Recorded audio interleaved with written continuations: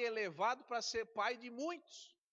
Mudou o nome dele para Abraão, que chamava Abrão, e mudou o nome da esposa dele também, de Sarai para Sara, para princesa.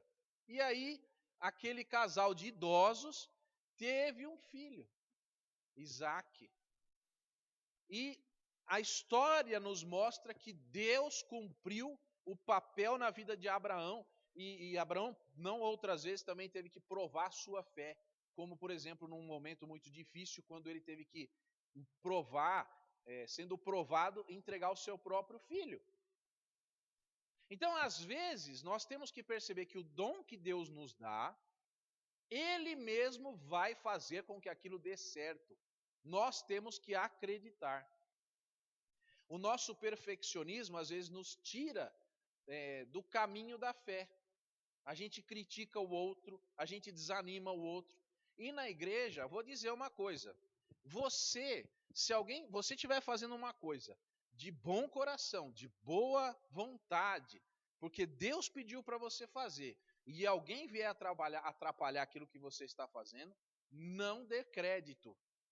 Não pare de fazer o que Deus está mandando você fazer na sua vida. Não pare, porque quem estiver atrapalhando vai sair, vai perder, vai ficar para trás.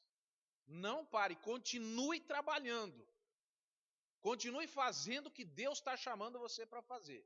Não é a primeira vez que eu já falei isso aqui, mas eu estou falando a mesma frase, eu mesmo me lembro, não estou gagá não. Eu me lembro. Mas você continue fazendo. Deus dotou você de alguma coisa, porque dotar é isso, é dar essa capacidade. Você faça o que Deus colocou, porque Deus há de fazer maravilhas. Elias era um homem como nós, e ele orou e parou de chover. E parou de dar água, e não tinha água para ninguém. E só voltou a chover quando ele falou: Senhor, manda a chuva. Elias, como a Bíblia diz, um homem sujeito às mesmas paixões que nós.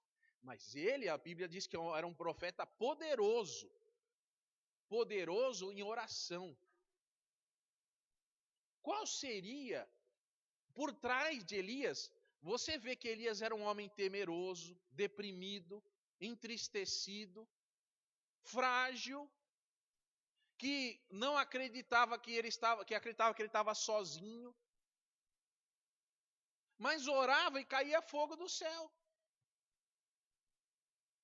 Então, nós, com a nossa fragilidade, podemos ser grandemente utilizados nas mãos de Deus, porque o próprio apóstolo Paulo vai dizer que o poder de Deus se aperfeiçoa na nossa fraqueza. Então, viu como o perfeccionismo não é necessário? Eu não estou falando aqui de santidade, eu estou falando de dom, deixar bem claro. Nós temos sim que buscar uma vida de perfeição em santidade diante de Deus. Mas existem coisas que ficam incompletas pelo caminho. Às vezes, não dá para fazer tudo do jeito que a gente queria, com preciosismo. Mas Deus está fazendo no deserto, na chuva, na lama, na dificuldade. Nós fomos feitos de lama, meus irmãos. A gente é lama e Deus fez a gente funcionar. Então, Deus não precisa de muita coisa, Deus não precisa de nada. Deus precisa de 5 pães e 2 peixinhos? Não, não precisa. Mas pode usar os 5 pães e 2 peixinhos para uma multidão. Então, às vezes, meu irmão, eu vou dizer uma coisa, você começa a fazer uma coisa, não está completa, está faltando, tem um jantar, está faltando comida, tem um programa, está faltando papel, tem alguma coisa, você ora porque você vai ser abençoado, faltando, vai ser mais abençoado ainda.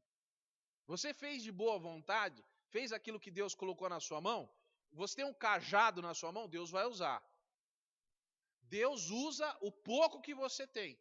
Nós queremos dar para Deus alguma coisa, nós não podemos, porque tudo vem dele. Então o que nós temos que fazer é confiar com o pouco que nós temos. Eu estou dizendo isso porque algumas pessoas, não sei se já falaram aqui nessa igreja, mas vou dizer que alguém pode já ter dito para você: é uma igreja pequena, não tem nada, como é que vai conseguir fazer? É porque a igreja é pequena, é porque Deus é grande. Entendeu? Não é por causa do tamanho da igreja. Não, mas aquele irmão não sabe. se Deus estiver fazendo, ele vai usar um Davi para derrubar um Golias. Com 5 pedrinhas. Então, bronze, escudo, lança e armadura não servem. Mas quem está com Deus, quem vem em nome do Senhor dos Exércitos, vence a batalha. Então, a nós cabe perceber o que Deus está fazendo. Eu gostaria que você agora abrisse a sua Bíblia em João 20, 27. Por favor. Porque agora sim nós temos condições de pensar aqui sobre isso aqui. Eu vou ler, se você não ficar triste, eu vou ler João 20, do 19 até o 27, para você relembrar aí. Ao cair da tarde daquele dia, o primeiro dia da semana, trancadas as portas da casa onde estavam os discípulos com medo dos judeus, veio Jesus, pôs-se no meio deles e disse-lhes: paz seja convosco. Então, qual a primeira coisa que os discípulos estavam aqui?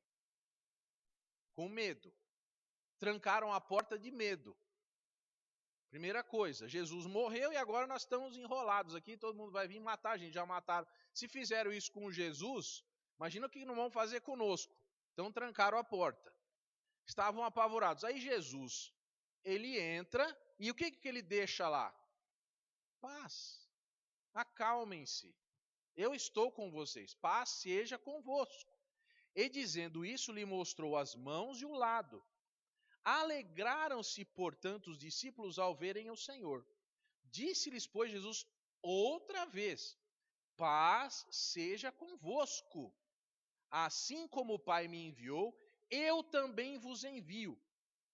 E, havendo dito isso, soprou sobre eles e disse: recebei o Espírito Santo.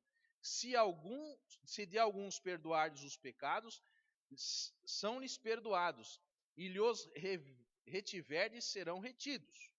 Bom, deixa eu só parar um pouquinho aqui. Ser cheio do Espírito Santo não é sair falando línguas, nem fazendo milagre, nem fazendo nada que Deus não tenha mandado fazer. Eu não preciso provar nada para ninguém aqui, que eu sou cheio do Espírito.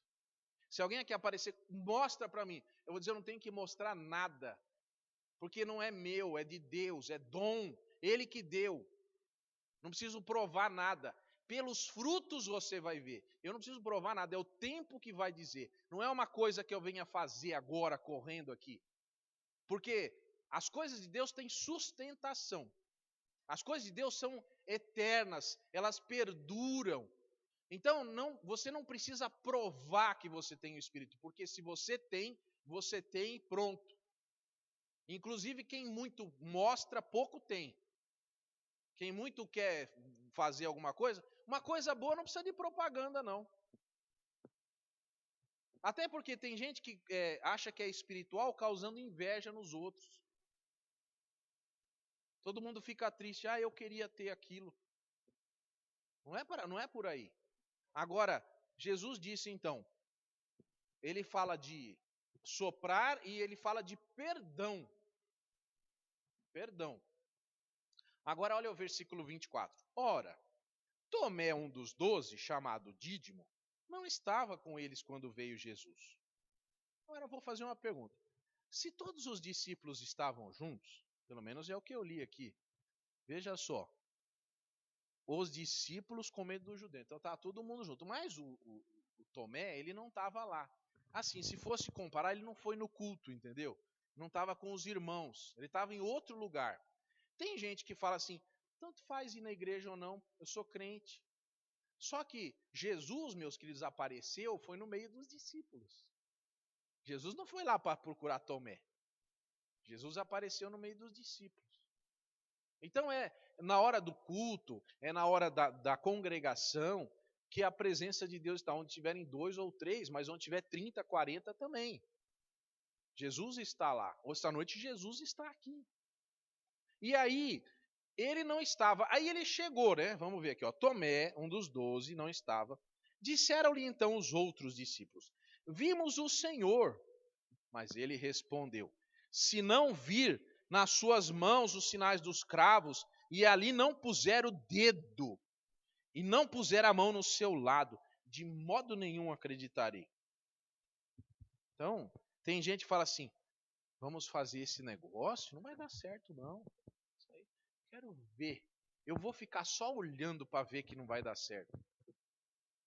E engraçado que a gente tem gente assim na igreja, né? É triste isso, né? Porque já é difícil ser crente sem oposição, já é difícil. A gente é, se vira do avesso, literalmente, para fazer as coisas, porque precisa de uma energia, assim, a palavra não é energia, precisa de uma vontade para fazer as coisas para Deus. Parece que tem umas cordas puxando a gente para não fazer nada, né? Mas para fazer assim, para acordar domingo de manhã, para vir na igreja, né? Espero que não seja assim, mas tem gente que é assim, domingo de manhã dá um sono especial. Então, aí a pessoa fica com dificuldade. Agora, aqui Tomé, ele não estava, e ele fala uma coisa, se eu não ver, eu tenho que ver, entendeu? Eu tenho que pôr o dedo lá para ver se é mesmo. Bom, tem gente que é assim, depois que acontece, merece o que falou, né? Paga pelo que falou. Então, o que você fala no seu coração, o que você fala indo para sua casa, o que você fala na frente dos seus filhos, porque tem muita gente, e eu vou avisar que isso fique bem claro, tem gente que critica a igreja. Depois o vizinho, convida o vizinho para ir à igreja, o vizinho fala, eu não vou, porque ele não vai falar o motivo, mas ele ouve você falando, todo mundo ouve, a família ouve, o marido ouve, todo mundo ouve. Não critique a igreja. Na igreja de Cristo, não critique a esposa dele. Não faça isso. Você não tem nada para elogiar? Comece a orar. Mas não fale mal, porque às vezes a gente estraga uma pessoa que poderia ir à igreja com tanta crítica. Tá vendo? Colocaram cortina azul. Porque se tivesse colocado cortina vermelha, não sei o quê, não critica. Não deixa a cortina vai passar, querido. Isso aqui tudo vai passar. Mas as vidas não, a pessoa ouvindo, ela fica pensando assim, se essa pessoa é crente e fala, o que eu vou? Eu não vou lá. Eu vou, entendeu? Eu não vou num lugar desse que deixa a pessoa tão triste assim. Será que a igreja é um lugar da gente ficar triste? A gente ficar chateado? A gente, quando acaba o culto, sair bravo? Esse é o lugar. Será que é isso que Deus quer? Será que a gente vai agir como Tomé? Ficar, se não for, eu vou ver. O pastor falou aquilo, eu vou orar até cair a boca dele. Entendeu? Assim, umas coisas que não justifica. Não justifica, porque você sabe que você também comete erros. Às vezes eu posso errar. Outro dia eu acho que eu falei Moisés no lugar de Josué aqui, não sei, eu troquei o nome, que depois eu vi lá na gravação. Falei, os irmãos que me perdoem. Mas, assim, acontece, irmãos, a gente erra. Mas não é por causa disso que a palavra não está sendo pregada, apesar de todos os erros. Muito bem, continuando. Passados 8 dias, estavam novamente ali reunidos os teus discípulos, e agora Tomé com eles. Estando as portas trancadas, veio Jesus e pôs-se no meio e disse-lhes, paz seja convosco. E logo disse a quem? Peraí, mas quando... vamos ver se eu entendi direito. Quando Tomé falou aquilo, no versículo 25, Jesus não estava lá, né? Não está no meu texto aqui. Jesus não precisa estar num lugar corporalmente para saber o que está acontecendo. Jesus não precisa estar do seu lado, assim, no sentido corporal, para saber o que está passando no seu coração. Qual é a atitude? Então, agora Jesus diz assim, ó, nem perguntou nada, paz seja convosco, todo mundo paz, mas Tomé, né? Tomé, põe aqui o dedo e vê as minhas mãos. Chega também a mão e ponha do meu lado. Não sejas incrédulo, mas crente. Agora uma pergunta. No versículo 22, Tomé estava presente? Pergunta. O que Tomé deixou de ter? Pelo menos nesse momento. O sopro do Senhor. Tá vendo? Tá vendo? Não foi só falta de fé. Tinha coisa errada lá. Aí, põe aqui. Aí, respondeu Tomé. Senhor meu e Deus meu, disse-lhe Jesus, porque me viste e creste? Felizes os que não me viram e creram. Se você está sendo tocado por Deus para trabalhar na igreja, tem dom recebido dele, não seja incrédulo, seja crente. Não seja perfeccionista crendo as coisas. Eu vou ajudar a igreja quando arrumar. Deixa eu ver uma coisa aqui difícil aqui. Quando. Não sei, estou meio sem criatividade hoje. Quando servirem lanche na hora do culto, aí eu vou ajudar. Eu vou chegar lá, vai ter um lanche lá. No meu banco, eu não sei se alguém pensa nisso, mas vamos supor que seja isso o seu problema. Olha, é capaz de ter lanche no banco, aí você não vai ter o que falar, hein? Cuidado com o que você fala que não tem, porque Deus pode providenciar. Às vezes a pessoa fala assim, a minha mãe está doente, então eu não posso ir na igreja. A sua mãe pode ser levada embora, ela não vai mais estar doente, sarou para sempre. Quando a dor no meu cotovelo sair, cotovelo é bom, né? Quando a dor no meu cotovelo sair, aí eu vou na igreja. Venha com dor mesmo, meu querido. Não precisa esperar a dor, porque pode sair a dor, o cotovelo, sei lá. Então, você vem. Você não é vir à igreja. Estou falando vir à igreja, mas é só metaforicamente. Eu estou falando trabalhar para Jesus. Vir à igreja ou não é detalhe. Não é vir à igreja. Tem gente que está estudando, tem gente que tem. Não é isso. Vou deixar bem claro. Mas onde eu queria chegar? Eu queria que você soubesse que bem-aventurados são os que não viram e creram. É aquela pessoa que fala assim, eu não tenho condições, não tenho tempo, não tenho dinheiro, não tenho saúde, eu não tenho nada, mas Deus vai me usar. Eu não tenho nada, eu não consigo nada, eu não deveria estar aqui. Mas Deus vai usar assim mesmo, com toda dificuldade. Porque arrumar desculpa é fácil. Mas fazer alguma coisa que Deus tem colocado no coração depende da sua fé. Eu estou dizendo isso porque eu fico muito preocupado com pessoas que vivem arrumando desculpa. O pastor não me chamou, então eu não vou fazer. Então quer dizer, se eu não te chamar, a culpa é minha agora? Quer dizer, eu sou maior que Deus. Se Deus está falando um negócio, eu que às vezes estou atrapalhando e você não vai fazer porque eu não falei. É justo isso? Com Deus, não comigo. Com Deus. É justo uma coisa dessa? É certo fazer isso? Então eu queria terminar pedindo a você que pense que Deus não tem limites para fazer o que Ele quer. Deus, pela sua bondade e sua misericórdia, nos coloca na sua obra, mas não precisa. Se você não quiser, Ele não precisa de você, não vai te usar. Pronto, você fique tranquilo, não vai ser incomodado. Não vai ninguém incomodar você. Agora, se você estiver trabalhando, estiver fazendo o que Deus colocou na sua vida, se você for uma bênção para as outras pessoas naquilo que Deus está te chamando, o próprio Deus recompensará você. Então, pense sobre isso. Não fique se limitando, achando que você não pode. Não fique sendo perfeccionista quando tudo der certo. Porque a própria Bíblia vai dizer, aquela pessoa que espera as condições ideais e para fazer alguma coisa, não usa de sabedoria. Então não faça isso. Se vier alguma coisa para você fazer, você faça. Faça as tuas forças. Você vai ser usado por Deus. Você vai andar um passo e você vai andar um passo, como é que eu vou dizer isso? Você vai dar um passo e andar 1 quilômetro. Porque Deus faz isso. Não é você. Você vai ficar surpreso com o que Deus pode fazer na sua vida. Que Deus abençoe você. Amém. Bom, vamos. Não vou fazer todas as perguntas hoje não, hein? Não vai dar tempo porque tem reunião ainda.